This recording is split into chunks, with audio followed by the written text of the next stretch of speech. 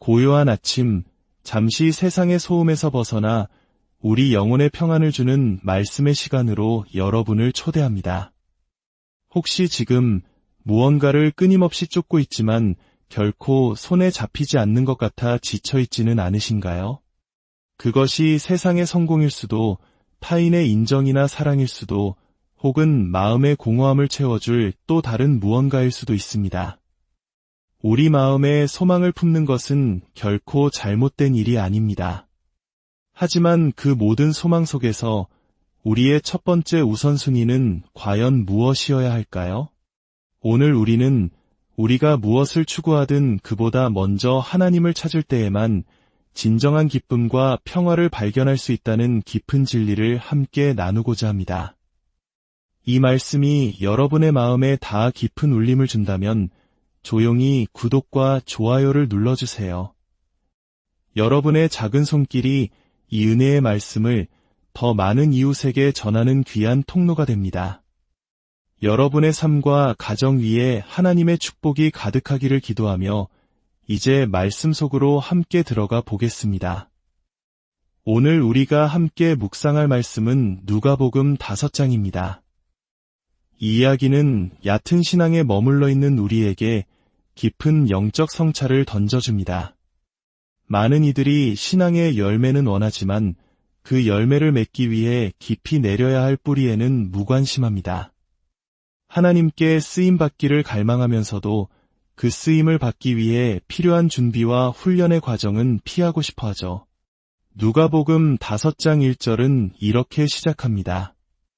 무리가 몰려와서 하나님의 말씀을 들을새 예수는 게네사렛 호숫가에 서서 수많은 사람들이 예수님의 말씀을 듣기 위해 구름대처럼 몰려들었습니다. 예수님은 갈릴리 바다라고도 불리는 게네사렛 호숫가에 서 계셨습니다. 그때 예수님의 눈에 두 척의 배가 들어왔습니다.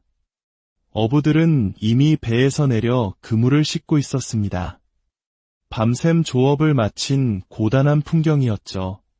예수님께서는 그중 시몬 베드로의 배에 오르셨습니다. 그리고 그에게 배를 육지에서 조금 떼어 놓기를 청하셨습니다. 배가 잔잔한 물 위로 나아가자 예수님은 배에 앉으셔서 그곳에 모인 무리를 가르치기 시작하셨습니다. 말씀을 마치신 후 예수님은 시몬에게 말씀하셨습니다. 깊은 데로 가서 그물을 내려 고기를 잡으라. 여러분, 깊은 곳은 얕은 곳의 반대입니다. 이 단순한 사실 속에 놀라운 영적 비밀이 숨어 있습니다. 주님은 시몬에게 그리고 오늘 우리에게 익숙하고 안전한 얕은 물가를 떠나 깊은 곳으로 나아가라고 명령하십니다. 그리고 그분은 약속하십니다. 그물을 내려 고기를 잡으라고 하셨는데 여기서 원어의 의미는 단순히 몇 마리를 낚으라는 것이 아닙니다. 덤프트럭을 가져와 가득 채워야 할 만큼 엄청난 양, 상상할 수 없는 풍성한 수확을 의미합니다. 하나님께서 우리에게 무언가를 말씀하실 때 그분의 스케일은 우리의 상상을 초월합니다. 당시 제 삶은 마치 길을 잃은 배와 같았습니다. 하나님께서는 저에게 너의 신앙은 너무 얕다고 말씀하셨습니다. 저는 제가 원하는 것들을 얻기 위해 필사적으로 애썼지만 그 어떤 것도 제대로 이루어지지 않았습니다. 무언가를 손에 쥐어도 마음은 여전히 공허하고 행복하지 않았습니다. 바로 그때 주님은 저에게 깊은 곳으로 나아가라. 그러면 내가 상상하지 못한 수확을 거두리라고 이 말씀을 통해 속삭여 주셨습니다. 이제 시몬 베드로의 대답을 주목해 보십시오.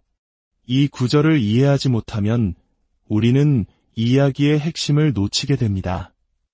선생님, 우리들이 밤이 새도록 수고하였으되 잡은 것이 없지만은 잠시 이 부분에서 멈춰서서 그들의 상황을 깊이 상상해 보시기 바랍니다. 예수님께서 그들을 찾아오셨을 때 그들은 밤새도록 고기를 잡던 전문 어부들이었습니다. 요즘처럼 첨단 장비가 있는 시대가 아니었습니다. 그들의 노동은 온몸의 힘을 쥐어짜내는 고된 일이었습니다. 그런데 결과는 어땠습니까? 아무것도, 정말 아무것도 잡지 못했습니다. 허탈감과 피로가 온몸을 짓누르고 있었을 겁니다. 지금 이 말씀을 듣고 계신 분들 중에도 밤새도록 그물을 던졌지만 빈 그물만 걷어 올린 것 같은 깊은 절망감 속에 계신 분이 있습니까? 하나님, 저는 당신이 말씀하신 대로 최선을 다해 살아온 것 같은데 왜 제 인생은 아무런 결실이 없는 걸까요? 도대체 무엇이 문제입니까? 라고 부르짖고 있지는 않으신가요? 더 열심히 악한 영을 대적해야 할까요? 기도를 더 많이 해야 할까요? 그들은 지쳐 있었습니다. 무거운 그물을 배에서 끌어내려 해변에서 싣고 있었습니다. 어서 이 힘든 일을 마치고 집에 돌아가고 싶었을 겁니다. 아내와 아이들을 껴안고 따뜻한 음식을 먹고 잠시라도 눈을 붙이고 싶었을 겁니다. 그들은 지쳤고 배고팠으며 아마 깊은 무력감에 빠져 있었을 겁니다. 바로 그 순간 예수님께서 말씀하십니다. 다시 돌아가라. 여러분이라면 어떻게 하시겠습니까? 다시 돌아가되 이번에는 저 멀리 더 깊은 곳으로 나아가거라. 그리고 그물을 내려라. 그러면 내가 감당하지 못할 만큼 많은 고기를 잡게 될 것이다. 베드로의 첫마디는 인간적인 한계와 합리적인 판단을 담고 있습니다. 주님, 우리는 너무나 지쳤습니다. 다시 나아갈 힘이 없습니다. 그리고 밤새 아무것도 잡지 못했습니다. 전문가인 우리가 볼 때 지금 나간다고 해서 달라질 것은 아무것도 없습니다. 이건 시간 낭비일 뿐입니다. 그들의 마음속에는 하고 싶지 않다, 할 기분이 아니다, 해봤자 소용없을 것이다라는 세 가지 생각이 소용돌이치고 있었을 겁니다. 하지만 바로 그 뒤에 나오는 베드로의 고백이 모든 것을 바꾸어 놓습니다. 말씀에 의지하여 내가 그물을 내리리이다. 내가 하리이다. 제가 순종하겠습니다. 성령께서 주시는 거룩한 의지력에 감사드립니다. 우리는 하고 싶은 기분이 들어야만 순종하는 것이 아닙니다. 그것이 좋은 생각처럼 보일 때만 따르는 것이 아닙니다. 하나님께서 하라고 말씀하시면 우리는 그저 순종할 뿐입니다. 그리고 우리가 그분의 말씀에 순종할 때 하나님께서 우리에게 주시길 원한다고 믿는 바로 그것을 얻게 될 줄로 믿습니다. 하나님은 자비로운 분이셔서 우리가 받을 자격이 없는 것들도 많이 베풀어 주십니다. 하지만 분명히 기억해야 할 것이 있습니다. 하나님의 진정한 축복을 받으면서 동시에 불순종의 삶을 살 수 있다고 생각하는 사람은 스스로를 속이는 것입니다. 시대가 변하고 새로운 사상이 등장해도 성경은 변하지 않는 하나님의 말씀입니다. 하나님은 그 누구보다 현대적이신 분입니다. 우리가 사용하는 모든 기술과 문명도 결국 그분의 허락 안에서 이루어진 것이니까요. 하지만 시대가 아무리 변해도 변하지 않는 진리가 있습니다.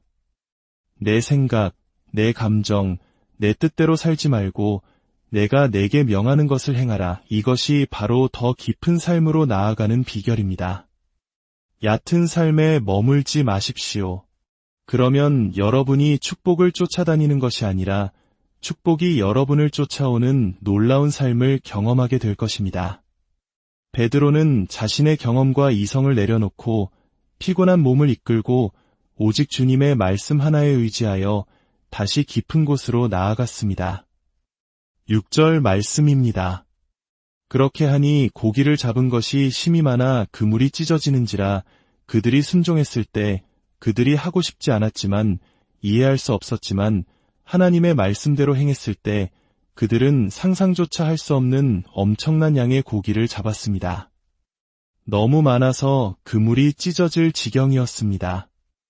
그들은 다른 배에 있는 동료들에게 손짓하여 와서 도와달라고 해야 했습니다. 동료들이 와서 2배의 고기를 가득 채우니 배가 물에 잠길 지경이 되었습니다. 이것이 바로 우리가 순종의 삶을 배울 때 일어나는 일입니다. 우리는 하루하루를 겨우 버텨내는 삶, 간신히 살아남는 겨우 족한 인생을 사는 것이 아닙니다. 하나님, 제 인생은 왜 이리 힘들까요? 이젠 정말 지쳤어요. 라고 불평하는 대신 넘치는 은혜를 경험하게 됩니다. 물론 인생에는 힘든 순간들이 있습니다. 하지만 우리는 하나님께서 우리를 위해 행하신 일들에 더 집중해야 합니다. 우리가 이 땅을 떠나 죽음을 앞둔 순간을 상상해 보십시오. 지금 우리가 그토록 걱정하고 염려하는 문제들 대부분은 그 순간 아무런 의미도 갖지 못할 것입니다. 오히려 지금은 용서하기 힘들었던 사람들조차 그 순간에는 사랑으로 품게 될 것입니다. 얕음, 얕음, 얕음, 그리고 깊음, 깊음, 깊음. 우리의 신앙은 어디에 머물러 있습니까? 히브리서 9장 8절은 구약시대의 성막 구조에 대해 이야기합니다. 성막은 바깥들, 성소, 그리고 가장 거룩한 곳인 지성소, 이렇게 세 부분으로 나뉩니다. 놀랍게도 우리 인간 역시 육체, 혼, 그리고 영, 이 세 부분으로 이루어진 존재입니다. 하나님을 우리 삶의 최우선 순위에 두고 그분과 함께 더 깊은 삶을 추구하기 시작합시다. 우리가 세상의 것들을 얻는 데에만 집중하고 그것을 우선순위로 삼을 때 성경은 그런 추구의 끝이 결국 우리를 비참하게 만들 것이라고 경고합니다. 그러나 우리가 예수님을 따르며 유와 평강과 희락을 구할 때, 우리 마음의 중심이 바로 잡힐 때 우리는 우리를 둘러싼 환경이 어떠하든 상관없이 인생을 즐기는 법을 배우게 될 것입니다. 계속해서 하나님을 찾으십시오. 왜냐하면 가장 놀라운 사실은 우리가 그분을 찾는 것 이상으로 그분께서 우리와 함께하기를 간절히 원하고 계시기 때문입니다. 사랑하는 여러분, 오늘 베드로의 이야기가 여러분 각자의 이야기가 되기를 소망합니다.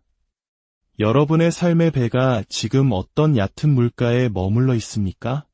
피곤하고 지치고 모든 것이 헛되다고 느껴지는 그 자리에서 주님의 음성을 들으십시오. 두려워 말고 더 깊은 곳으로 나아가라. 여러분의 경험과 이성을 뛰어넘어 오직 그분의 말씀에만 의지하여 순종의 그물을 던지십시오. 그리할 때 여러분의 삶 가운데 그물이 찢어지고 배가 잠길 듯한 하나님의 놀라운 채우심과 풍성함을 경험하게 될 것입니다. 주님의 은혜가 여러분의 모든 걸음 위에 함께 하시기를, 그리고 순종을 통해 부어주시는 하늘의 축복이 여러분의 삶에 강물처럼 흘러넘치기를